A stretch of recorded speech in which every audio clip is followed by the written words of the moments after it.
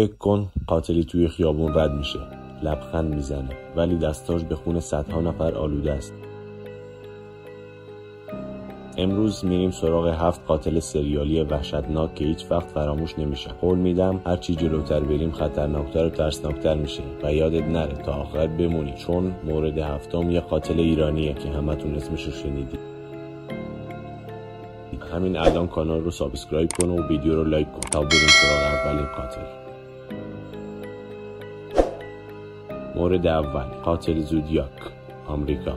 زودیاک یکی از مرموزترین قاتلان سریالی جهانه. دهه 60 و 70 میلادی قربانی‌هاش رو بیرحمانه می‌کشت و بعد برای روزنامه‌ها نامه‌های رمزگذاری شده می‌فرستاد. پلیس و رمزنگارهای حرفه‌ای ماه‌ها تلاش کردند ولی هنوزم بعضی از پیغام‌هاش رمزگشایی نشده. چیزی که وحشتناکترش می‌کنه اینه که خودش به پلیس پیغام میداد و میگفت هیچ وقت نمیتونن دستگیرش کنن. بعضی محقق‌ها میگن شاید بیش از 30 نفر رو کشته. مردم هنوز بعد از دهه‌ها از اسمش میترسن، به خاطر اینکه زودیاک هر بار پلیس رو به تمسخر میگرفت و کابوس مردم آمریکا شده بود. ولی قاتل بعدی حتی از زودیاک هم خونخوارتر بود. مورد دوم، جک دی ریپر، انگلستان. لندن، سال 1888. کوچه های تاریک و مه‌آلود محله وایتچپل شاهد قتل های وحشتناکی بودند.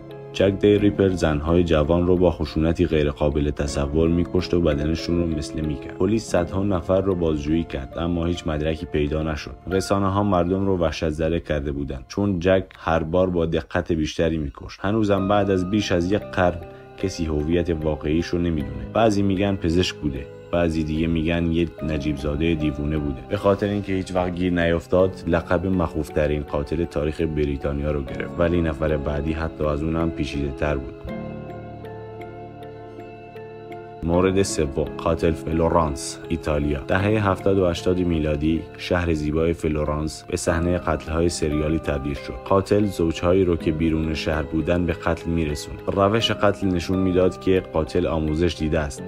پلیس بارها افراد مختلفی رو بازداشت کرد اما هر بار پرونده بسته رو دوباره باز می‌کرد. هنوزم معلوم نیست قاتل یه نفر بوده یا یه گروه. این پرونده به حدی معروف شد که الهام بخش کتاب‌ها و فیلم‌های جنایی شد. مردم فلورانس سالها با ترس زندگی می‌کردند چون فکر می‌کردند هر لحظه ممکنه قربانی بعدی باشن. به خاطر اینکه هویت قاتل حتی با ده‌ها مظنون هم مشخص نشد، پرونده به یکی از رازهای تاریخ جنایت تبدیل شد. اما مورد بعدی حتی به خونریزی بیشتری هم ختم شد. مورد چهارم، قاتل لانگ آیلند، آمریکا. بین سالهای 1996 تا 2010 بیش از 10 جسد زن جوان در ساحل لانگ آیلند پیدا شد. پلیس متوجه شد همه قتل‌ها به هم مربوطه. قربانی‌ها معمولاً زنان کارگر جنسی بودند. تحقیقات نشون داد قاتل باید منطقه رو دقیق میشناخت. شایعه شد شاید خودش یکی از نیروهای پلیس بوده. با وجود کشف جسدهای زیاد، قاتل هرگز شناسایی نشد. این پرونده هنوز هم بازه و پلیس امیدواره به کشف حقیقت. به خاطر اینکه قاتل هنوز آزاده، مردم لانگ آیلند همیشه با ترس زندگی میکنن. ولی بعدی حتی از اون هم وحشی‌تر بود. مورد پنجم، قاتل بدنها. دهه 1930 در کیلولند اجساد مسله شده در سطل زباله‌ها و رودخونه‌ها پیدا می‌شدند. قاتل قربانی‌ها رو به طرز وحشتناکی تکه تکه می‌کرد. پلیس معتقد بود قاتل یا قصاب بوده یا پزشک، چون بدنها با دقت جراحی شده تکه تکه می‌شدند.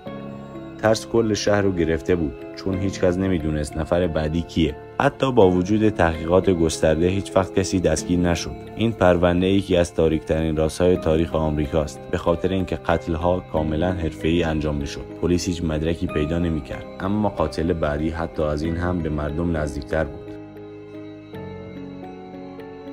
مورد ششم، قاتل فانتوم، تگزاس. سال 1946 شهری کوچیک در تگزاس دچار وحشتی بی‌سابقه شد.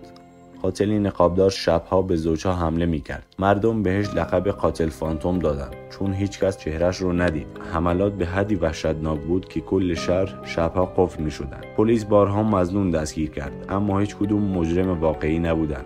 این قاتل هم مثل سایه محو شد. به خاطر اینکه قربانی‌ها تصادفی انتخاب می‌شدن هیچ کس احساس امنیت نمی‌کرد. ولی آخرین مورد ایرانیه و از همه ترسناکتر بود. و حالا رسیدیم به مورد ایرانی.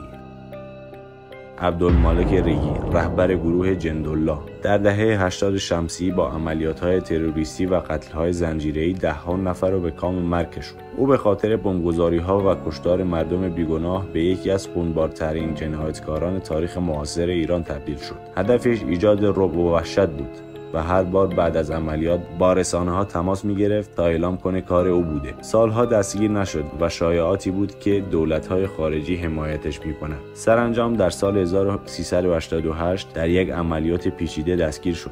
به خاطر اینکه سالها آزادانه می‌چرخید، مردم شرق ایران در وحشت زندگی می‌کردند. و این نشون میده قاتل‌ها همیشه از اون چیزی که شما فکر می‌کنید بهمون نزدیک‌ترن.